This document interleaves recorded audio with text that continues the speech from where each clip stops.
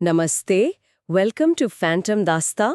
आज हम आपके लिए लाए हैं एक बहुत ही रोमांचक दास्ता, द सेतागाया फैमिली मर्डर। हाँ नमस्ते। ये एक ऐसा केस है जो सच में रोंगटे खड़े कर देता है। सेतागाया फैमिली मर्डर। बिल्कुल, जापान का एक बहुत ही कुख्यात अनसुलझा मामला। हाँ सोचो जरा, साल 2000, न्यू ईयर ईव का माहौल, टोक्यो का सेतागाया जैसा एक आमतौर पर शांत रहने वाला इलाका। और वहाँ एक पूरा का पूरा परिवार, मियाजावा परिवार, अपने ही घर में बेरहमी से मार दिया गया। मिकियो मियाजावा, उनकी पत्नी यास्को, 8 साल की बेटी नीना और 6 साल का बेटा रेई। पूरा परिवार। मतलब खौफनाक। और ये हुआ था 30 दिसंबर की रात और 31 दिसंबर की सुबह के बीच। और सबसे ज्यादा चौंकाने वाली बात क्या है, आज देखो 24 साल से ज्यादा हो गए। हाँ, और कातिल कौन था, कहाँ गया, कुछ पता नहीं, जबकि सबूतों का अंबार लगा था। सही कहा। इतने क्लूज मिले थे कि शुरू में लगा था कि केस तो बस चुटकियों में सुलझ जाएगा। तो आज हम इसी मिस्ट्री में थोड़ा और गहरा उतरने की कोशिश करेंगे, समझने की कोशिश करेंगे कि क्या हुआ था। हमारे पास जो जानकारी है वो विकिपीडिया से है, कुछ डिटेल्ड एनालिसिस रिपोर्ट्स हैं, रेडिट पे जो इस केस को लेकर डिस्कशंस हुए हैं। हाँ, और निकोलस ओब्रेगन का जो फेमस पॉडकास्ट है फेसलेस, उसके भी कुछ पॉइंट्स हैं। तो सवाल यही है, उस रात असल में क्या हुआ? वो कौन था? और इतने सारे सबूतों के बावजूद वो आज तक आजाद कैसे घूम रहा है? चलो शुरू करते हैं उस सुबह से जब ये सब सामने आया, 31 दिसंबर 2000। सुबह का वक्त था, करीब 10:40 बज रहे होंगे। हाँ, और यासुको की माँ हारुको, जो पास में ही रहती थी, उन्हें कुछ गड़बड़ लगी। वो मियाजावा परिवार से कांटेक्ट करने की कोशिश कर रही थी, पर कोई जवाब नहीं आ रहा था। न फोन उठ रहा था, न दरवाजा खुल रहा था। तो जाहिर है उन्हें चिंता हुई। किसी तरह, शायद उनके पास चाबी थी या उन्होंने मदद ली, वो घर के अंदर गईं। और जो उन्होंने अंदर देखा वो किसी भी इंसान के लिए, खासकर एक माँ और नानी के लिए, एक बुरा सपना था। पूरा परिवार, मिकियो, यासुको, नीना और छोटा रेई, सब मृत पड़े थे। पुलिस की जांच के हिसाब से ये कत्ल 30 दिसंबर की रात करीब 11:30 बजे से 31 दिसंबर की आधी रात 12:05 के बीच हुए। मतलब कोई आधे घंटे 45 मिनट का विंडो रहा होगा। और जिस तरह से मारे गए थे हाँ वो भी बहुत भयानक था। हाँ, बहुत ब्रूटल। सबसे पहले माना जाता है कि 6 साल का रेई, जो शायद ऊपर अपने कमरे में सो रहा था, हाँ, उसका गला घोटा गया, शायद सोते हुए ही। वो पहला शिकार था। हे भगवान। फिर ऐसा लगता है कि मिकियो, जो शायद नीचे थे, उन्हें ऊपर से कुछ आवाज आई। तो वो देखने गए होंगे। हाँ, शायद। और सीढ़ियों पर उनका सामना कातिल से हो गया। और वहां लड़ाई हुई। जबरदस्त लड़ाई हुई। मिकियो के शरीर पर बहुत सारे डिफेंसिव वुंड्स थे, मतलब बचाव के निशान। साफ था कि उन्होंने बहुत कोशिश की थी लड़ने की, खुद को और परिवार को बचाने की। लेकिन कातिल के पास हथियार था। हाँ, एक लंबा पतला चाकू, जिसे शाशीमी बोचो कहते हैं, जापान में मछली काटने के काम आता है। अच्छा। उसने उसी चाकू से मिकियो के सिर पे वार किया, और वार इतना तेज था कि चाकू का ब्लेड टूट गया। हाँ, और उसका एक टुकड़ा मिकियो के सिर में ही फंसा रह गया। ओह गॉड। इसके बाद भी वो नहीं रुका। उसी टूटे हुए चाकू से उसने यासुको और नीना पर हमला किया। टूटे हुए चाकू से? हाँ, और फिर शायद जब वो चाकू बिल्कुल ही बेकार हो गया, तो उसने घर के किचन से ही दूसरा चाकू उठाया। हाँ, एक संतोकू नाइफ, जो आम जापानी किचन में होता है, और उससे फिर उन पर वार किए। इस बात में थोड़ी कंफ्यूजन है ना कि रेई के बाद नीना को पहले मारा या यासुको को? हाँ, थोड़ा विरोधाभास है सोर्सेज में, लेकिन पॉइंट ये है कि तीनों पर चाकू से बेरहमी से कई वार किए गए। ये तो कत्ल की डिटेल्स हुई, बहुत भयानक। लेकिन इसके बाद जो हुआ वो इस केस को बिल्कुल ही अजीब बना देता है। एग्जैक्टली। कातिल का बिहेवियर कत्ल के बाद का। हाँ, ये सबसे रहस्यमय हिस्सा है। पहले तो ये बताओ, वो घर में घुसा कैसे था? पुलिस मानती है कि वो दूसरी मंजिल पर बाथरूम की खिड़की से आया था। वो खिड़की जो पीछे सुशिगाया पार्क की तरफ खुलती थी। हाँ, वही। खिड़की की जाली काटी हुई मिली, और बाहर मिट्टी में पैरों के निशान भी थे। लगता है दीवार फांदकर फिर एसी यूनिट पर चढ़कर वो खिड़की तक पहुंचा होगा। चलो, घुसना तो ठीक है, क्रिमिनल्स करते हैं। लेकिन कत्ल के बाद कोई भी नॉर्मल इंसान क्या करेगा? भागेगा। बिल्कुल, जान बचाकर भागेगा। पर ये कातिल भागा नहीं। वो वहीं रहा, उसी घर में, घंटों तक। हाँ, कुछ रिपोर्ट्स कहती हैं 2 घंटे, कुछ कहती हैं 10 घंटे तक, कुछ तो ये भी कहते हैं कि शायद सुबह तक वहीं था। सोचो, एक घर में 4 लाशें पड़ी हैं और कातिल वहीं, आराम से। ये कितना अजीब है। सिर्फ रहा नहीं, उसने जो हरकतें की वो तो और भी ज्यादा अजीब है। जैसे कि उसने मियाजावा फैमिली का कंप्यूटर इस्तेमाल किया। कंप्यूटर, कत्ल के बाद? हाँ, रात के 1:18 से 1:23 तक कोई 5 मिनट इंटरनेट चलाया। क्या देखा इंटरनेट पर? कुछ थिएटर कंपनी की वेबसाइट्स देखी, कुछ ट्रैवल साइट सर्च की। मतलब क्या चल रहा था उसके दिमाग में। एक बात और थी ना कि सुबह 10 बजे भी इंटरनेट यूज हुआ था। हाँ, लेकिन जैसा ओब्रेगॉन ने पॉइंट आउट किया, वो शायद एक्सीडेंटल था। जब यासुको की माँ अंदर आईं और लाशें देखीं तो घबराहट में शायद उनका हाथ माउस से टकरा गया होगा। अच्छा, तो वो कातिल का काम नहीं था? नहीं, लगता तो नहीं। उसका एक्चुअल कंप्यूटर यूज रात में ही हुआ था। ओके, और क्या किया उसने? फ्रिज खोला, उसमें से जौ की चाय, बार्ली टी, उसकी 4 बॉटल्स पी गया। 4 बॉटल्स? हाँ, एक तरबूज रखा था वो खाया और आइसक्रीम के 4 कप भी खा गया। आइसक्रीम? और वो भी 4? और वो खाने का तरीका भी अजीब था ना। हाँ, रिपोर्ट्स कहती हैं चम्मच यूज नहीं किया, कप को नीचे से दबाकर ऊपर से फाड़कर सीधा खा गया।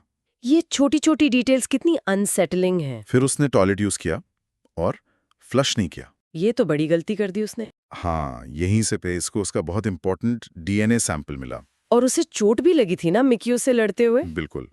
तो उसने घर की फर्स्ट एड किट ढूंढी, उससे अपनी चोटों पे बैंडेज वगैरह लगाया। और खून लगे टिश्यू वगैरह कचरे में फेंक दिए। हाँ, वो भी मिले पुलिस को। और घर की तलाशी भी ली। दराजें खंगाली, कुछ कागजात देखे, कुछ पेपर्स उसने बाथरूम में, बाथटब और टॉयलेट में फेंक दिए थे। पैसे लिए? रॉबरी मोटिव था क्या? थोड़े से पैसे लिए, लेकिन घर में जो ज्यादा कैश या कीमती चीजें थीं उन्हें हाथ नहीं लगाया। तो प्रॉपर रॉबरी मोटिव तो नहीं लगता। और उसने मिकियो के कपड़े पहने? हाँ, एक स्वेटशर्ट या जैकेट थी मिकियो की जो उसने पहन ली थी। और क्या वो सोफे पर सोया भी था? ऐसी भी रिपोर्ट्स थी। कुछ रिपोर्ट्स कहती हैं कि उसने लिविंग रूम के सोफे पे शायद झपकी ली थी। हालांकि ओब्रेगॉन जैसे लोग इस पर शक करते हैं, कहते पक्का सबूत नहीं है, पर सोचा तो गया था ऐसा। ये सब क्या है? मतलब इतना अजीब बिहेवियर क्या दिखाता है ये? क्या वो बिल्कुल डिटैच था, या ओवर कॉन्फिडेंट कि पकड़ा नहीं जाऊंगा? या फिर बिल्कुल नौसिखिया था, समझ ही नहीं आ रहा था क्या करे? या कोई साइकोपैथ जिसे कोई फर्क ही नहीं पड़ता? कुछ रेडिट थ्योरीज रिवेंज की तरफ भी इशारा करती हैं, खासकर यासुको को लेकर, कि शायद उसे टारगेट किया गया था। हाँ, कि उसे शायद आखिर में मारा गया, उसके साथ ज्यादा ब्रुटैलिटी हुई, कातिल लाश के पास ही रुका रहा। या फिर एक थ्योरी ये भी हो सकती है कि वो घबरा गया था, फंस गया था अंदर और सुबह होने का इंतजार कर रहा था निकलने के लिए। यही सवाल तो पुलिस को भी सालों से परेशान कर रहे हैं। एक तरफ इतनी लापरवाही, इतने सारे सबूत छोड़ना, और दूसरी तरफ इतनी प्लानिंग या किस्मत कि आज तक पकड़ में नहीं आया। और सबूतों की तो जैसे बाढ़ आ गई थी इस केस में। हाँ, टोक्यो मेट्रोपॉलिटन पुलिस डिपार्टमेंट टीएमपीडी ने जापान की हिस्ट्री की सबसे बड़ी इन्वेस्टिगेशंस में से एक लॉन्च की। सोचो 2.5 लाख के करीब इन्वेस्टिगेटर्स इस केस से जुड़े हैं, अलग अलग टाइम पर। 12,500 से ज्यादा सबूत इकट्ठा किए गए। उन्होंने वो ऑपरेशन रोलर भी चलाया था, आसपास के हजारों पड़ोसियों के वॉलंटरी फिंगरप्रिंट्स लिए, ये सोचकर के शायद कातिल यहीं कहीं आसपास का हो।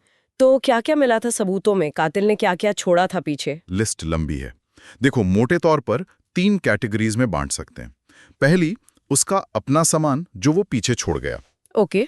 वो सुशामी चाकू का टूटा हुआ ब्लेड, एक और चाकू का म्यान यानी शीथ, लेकिन वो चाकू गायब था। उसके कपड़े, एक स्कार्फ, एक हिप बैग जो स्केटबोर्डर्स यूज करते हैं वैसा, और वो भी एक लिमिटेड एडिशन टाइप का था, कम बिका था। अच्छा। एक एम साइज की शर्ट, ये भी खास ब्रांड की थी, जिसकी सिर्फ 130 यूनिट्स बनी थी। पुलिस उन 130 में से सिर्फ 12 खरीदारों को ही ट्रेस कर पाई। सिर्फ 12? बाकी 118 का पता नहीं चला? नहीं। फिर एक स्लैजिंगर ब्रांड की जैकेट थी, थोड़ी हिप हॉप स्टाइल की। अंदाजा था कि शायद कैलिफोर्निया या कोरिया में खरीदी गई होगी। ओके। एक टोपी और ग्लव्स भी छोड़े थे उसने। जूते भी तो मिले थे। हाँ, स्लैजिंगर के ही सुपरसोनिक्स मॉडल के जूते, साउथ कोरिया में बने हुए। साइज था 27.5 सेंटीमीटर यानी यूएस साइज 9.5। और वो रुमाल, 2 रुमाल थे ना? हाँ, 2 रुमाल छोड़े थे। एक रुमाल पर जो गांठ लगी थी वो बड़ी इंटरेस्टिंग थी। कैसे? वो फिलीपींस के कुछ खास इलाकों, इलोकोस या इसाबेला, वहां के स्टाइल की गांठ लग रही थी। अच्छा। तो फिलीपींस कनेक्शन भी। हाँ, टीएमपीडी ने वहां जांच टीम भेजने का भी सोचा था। और दूसरा रुमाल पाकिस्तान में बना हुआ था। बाप रे, Korea, America, California, Philippines, Pakistan, कितने अलग अलग देशों के नाम आ रहे हैं। ये तो हुई पहली कैटेगरी, उसका छोड़ा हुआ सामान। दूसरी कैटेगरी है फोरेंसिक एविडेंस। हाँ, डीएनए और फिंगरप्रिंट्स। डीएनए तो बहुत मिला, खून से, उसके छोड़े हुए मल से, थूक से, जो शायद आइसक्रीम कप या चाय की बोतलों पे लगा हो। क्या पता चला डीएनए से? कि कातिल मेल है, ब्लड ग्रुप ए है, जो मियाजावा परिवार में किसी का नहीं था। और फिंगरप्रिंट्स? घर में कई जगह मिले, पर किसी भी क्रिमिनल डेटाबेस से मैच नहीं हुए, न जापान के न इंटरनेशनल। मतलब उसका पहले कोई क्रिमिनल रिकॉर्ड नहीं था। लगता तो यही है, या फिर वो किसी ऐसे डेटाबेस में था ही नहीं। इन सब से कातिल का एक हुलिया बनाया गया होगा। हाँ, अंदाजा लगाया गया। हाइट करीब 170 सेंटीमीटर यानी 5 फीट 7 इंच, पतला शरीर, स्लिम बिल्ड। उम्र? शुरू में रेंज बड़ी रखी थी, 15 से 35-40 साल, लेकिन बाद में खासकर कपड़ों के साइज और उसके बिहेवियर को देखते हुए इसे कम करके 15 से 22 साल माना गया घटना के समय। मतलब काफी यंग था और राइट हैंडेड था। हाँ, राइट हैंडेड। लेकिन सबसे बड़ा खुलासा तो डीएनए एनालिसिस से हुआ था ना? बिल्कुल, वो मिक्स्ड एंसेस्ट्री वाली बात।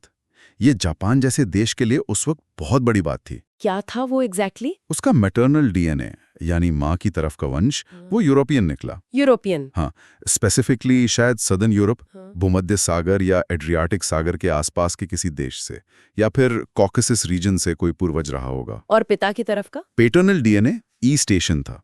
खासतौर पर एक जेनेटिक मार्कर मिला, हैप्लोग्रुप OM122। ये क्या होता है? ये एक तरह का जेनेटिक सिग्नेचर है जो ईस्ट एशिया में कॉमन है। कोरियाई लोगों में काफी पाया जाता है, हर 4-5 में से एक में।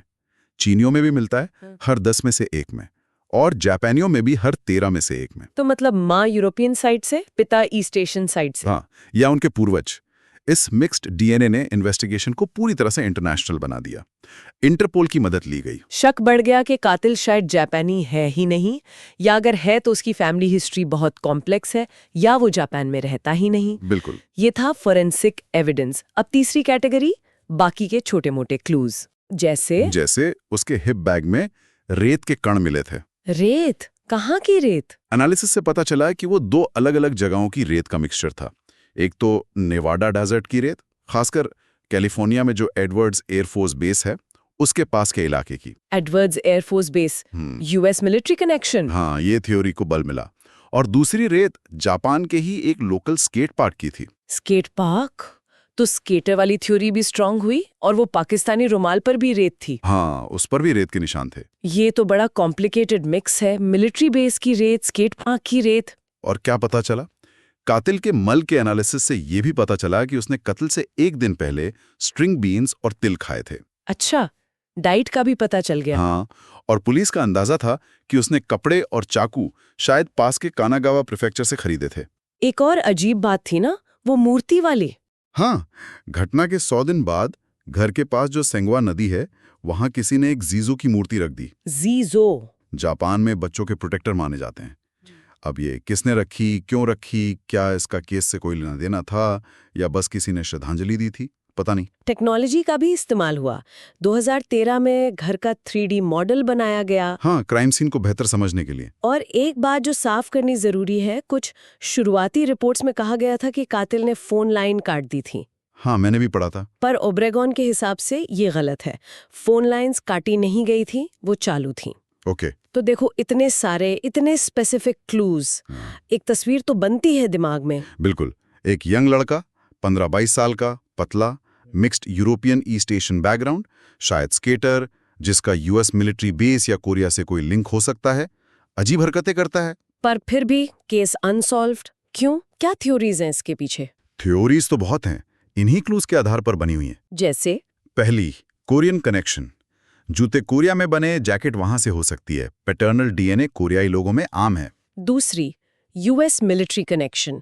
नेवाडा की रेत, एडवर्ड्स एयरफोर्स बेस का जिक्र, टोक्यो के पास योकोटा एयरबेस भी है। रेडिट पर लोग यही डिस्कस करते हैं, क्या वो सैनिक था, या सैनिक का बेटा या रिश्तेदार, या फिर जैसा कुछ लोग कहते हैं, हो सकता है उसने ये सब सामान सेकंड हैंड खरीदा हो किसी थ्रिफ्ट स्टोर से, जिससे कनेक्शन भ्रामक हो। ये भी एक पॉसिबिलिटी है। तीसरी थ्योरी, स्केटर कनेक्शन।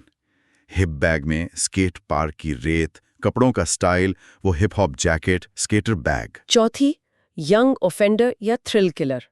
उम्र का अंदाजा कम है, घर में अजीब हरकतें, खास ब्रांड के कपड़े पहनना, ये सब किसी युवा, शायद बिना मोटिव के, रोमांच के लिए कत्ल करने वाले की तरफ इशारा करता है। 5वीं, रिवेंज मोटिव यानी बदले का मकसद। इस पर भी काफी चर्चा होती है, खासकर रेडिट पर।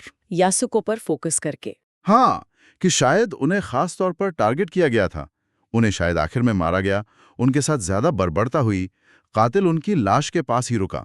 क्या यासुको के अतीत से कोई जुड़ा था? जैसे वो पहले कोचिंग सेंटर में पढ़ाती थी, क्या वहां का कोई स्टूडेंट? और भी थियोरीज हैं। हाँ, रेडिट पे कुछ और भी बातें चलती हैं, जैसे शायद कोई इलीगल इमिग्रेंट था जो पकड़े जाने के डर से इतना हिंसक हो गया। या कोई मानसिक रोगी, शायद पैरानॉइड सिजोफ्रेनिक, जिसके लिए ये एक साइकोटिक एपिसोड था। और एक एंगल ये भी है कि घर की लोकेशन, वो घर ऐसी जमीन पर था जो पार्क बनाने के लिए सरकार लेने वाली थी। वहां बस 3-4 परिवार ही बचे थे। क्या प्रॉपर्टी को लेकर कोई झगड़ा था? इतने सारे एंगल्स, इतने सारे क्लूज, लेकिन फिर वही सवाल घूम फिर के आता है, इतने सबूतों के बाद भी केस अनसुलझा क्यों है? सबसे बड़ा कारण तो शायद यही है कि कातिल का डीएनए और फिंगरप्रिंट्स किसी भी ज्ञात डेटाबेस से मैच नहीं हुए, न जापानी न इंटरनेशनल। मतलब या तो उसका कोई पिछला रिकॉर्ड नहीं था या वो सिस्टम में था ही नहीं। दूसरा बड़ा कारण है जापान के अपने कानून। वहां प्राइवेसी लॉज बहुत सख्त हैं। फोरेंसिक जीनियोलॉजी वाली बात। हाँ, जैसे अमेरिका में रिश्तेदारों की डीएनए से क्रिमिनल तक पहुंचते हैं, वो तकनीक जापान में क्रिमिनल इन्वेस्टिगेशन के लिए इस्तेमाल करना गैरकानूनी जैसा है। और डीएनए डेटाबेस भी सिर्फ सजाया अफ्ता अपराधियों तक ही सीमित है। बिल्कुल। तीसरा कारण, इंटरनेशनल कॉम्प्लेक्सिटी। अगर कातिल विदेशी था तो हो सकता है वो घटना के फौरन बाद या कुछ समय बाद जापान छोड़कर चला गया हो। फिर उसे ढूंढना, अलग अलग देशों के साथ कोऑर्डिनेट करना, प्रत्यर्पण, ये सब बहुत मुश्किल हो जाता है। चौथा, वक्त। अब 24 साल से ज्यादा बीत चुके हैं, गवाहों की यादें धुंधली हो जाती हैं, सबूत खराब हो सकते हैं। और ये भी हो सकता है कि कातिल अब जिंदा ही ना हो, या कहीं और किसी और पहचान के साथ जी रहा हो। बिल्कुल मुमकिन है। 5वां, मोटिव साफ नहीं है। अगर लूटपाट होती तो मोटिव क्लियर होता, दुश्मनी होती तो लिंक मिलता, सेक्सुअल असॉल्ट नहीं हुआ। जब मोटिव ही पता ना चले तो रैंडम वायलेंस को सुलझाना हमेशा ज्यादा मुश्किल होता है। और आखिरी बात, शायद वो एक ट्रांजिएंट व्यक्ति था। हाँ, मतलब कोई जो वहां स्थायी रूप से नहीं रह रहा था, कोई टूरिस्ट या किसी फौजी का रिश्तेदार जो कुछ समय के लिए आया हो, या कोई टेम्पररी वर्कर जो काम खत्म करके चला गया। ऐसे लोग अक्सर रडार के नीचे रहते हैं। बिल्कुल। तो ये सब वजह मिलकर इस केस को इतना कॉम्प्लेक्स और अनसुलझा बनाती हैं। इस केस ने जापान को हिला कर रख दिया था। वहां के लोगों का जो एक सुरक्षा का भाव था, उसे बहुत ठेस पहुंची थी। हाँ, एक सेफ समझे जाने वाले देश में अपने ही घर में नए साल के मौके पर पूरा परिवार खत्म, ये बहुत शॉकिंग था। और इसका एक बड़ा कानूनी असर भी हुआ ना। हाँ, इसी केस की वजह से 2010 में जापान ने जो स्टैच्यूट ऑफ लिमिटेशंस होता था, यानी केस चलाने की समय सीमा, उसे खत्म कर दिया। किसके लिए? कैपिटल क्राइम्स के लिए, यानी ऐसे अपराध जिनमें मौत की सजा हो सकती है, ताकि मियाजावा परिवार जैसे मामलों में न्याय की उम्मीद कभी खत्म ना हो। और केस अभी भी खुला है। हाँ, ऑफिशियली ओपन है। जांच तकनीकी रूप से जारी है। कातिल के बारे में जानकारी देने वाले के लिए 20 मिलियन येन का इनाम भी है। ये कितना होता है करीब? लगभग 1.5 लाख $। हालांकि अब ऑफिसर्स की टीम छोटी हो गई है, 2019 में 35 रह गए थे, पर केस बंद नहीं हुआ है। हर साल बरसी पर पुलिस अपील करती है, लोगों से मदद मांगती है। वो घर, मियाजावा परिवार का घर, उसका क्या हुआ? वो भी एक इमोशनल मुद्दा रहा है।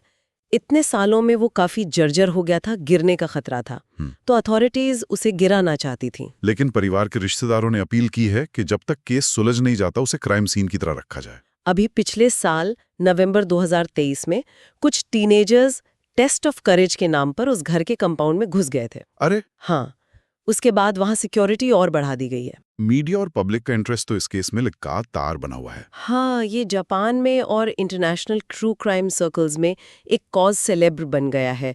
बहुत सारी किताबें, डॉक्यूमेंट्रीज बनी हैं। वो ओब्रेगॉन का पॉडकास्ट फेसलेस भी काफी पॉपुलर हुआ। एक टीवी एसआई की डॉक्यूमेंट्री पे यासुको की बहन ने ऐतराज भी जताया था। तो आगे क्या उम्मीद है? उम्मीदें अब ज्यादातर टेक्नोलॉजी पर टिकी हैं। डीएनए टेक्नोलॉजी में जो तरक्की हो रही है, जैसे वो फिनोटाइपिंग, जिससे चेहरा वगैरह बनाने की कोशिश करते हैं। हाँ, या फिर अगर जापान में कानून बदलते हैं तो फोरेंसिक जीनियोलॉजी का इस्तेमाल। एआई का भी कुछ रोल हो सकता है इतने सारे डेटा को एनालाइज करने में, शायद। और वो जो विक्टिम्स की फैमिली का ग्रुप है सोरानो काई, वो भी कोशिश कर रहे हैं। दिसंबर 2024 में वो सरकार से डीएनए कानूनों में बदलाव की अपील करने वाले हैं। वाकई एक ऐसा केस जो जितना सुलझा हुआ लगता है उतना ही उलझा हुआ है। हर सुराग एक नई पहेली खड़ी कर देता है। हाँ, और यहीं पर शायद आज की बात का सार है।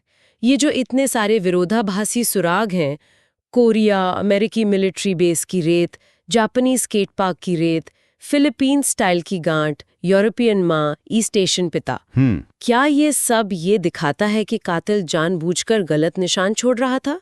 एक सोची समझी चाल? या फिर ये बस आज की ग्लोबलाइज दुनिया में किसी एक इंसान की कॉम्प्लेक्स बैकग्राउंड थी जो कहीं से कहीं घूम रहा था? या तीसरी बात कि उसने कुछ चीजें सेकंड हैंड खरीदी थीं, जिससे उनका ओरिजिन उसकी असली पहचान से मेल नहीं खाता था और इसने जांच को और भटका दिया। ये केस हमें क्या सिखाता है कि सबूतों का होना ही काफी नहीं है, सच तक पहुंचना कितना मुश्किल हो सकता है। ये सवाल शायद तब तक हमारे साथ रहेंगे जब तक ये केस सुलझ नहीं जाता, या शायद कभी सुलझेगा ही नहीं, कौन जाने। Okay, so we hope you like today's mystery.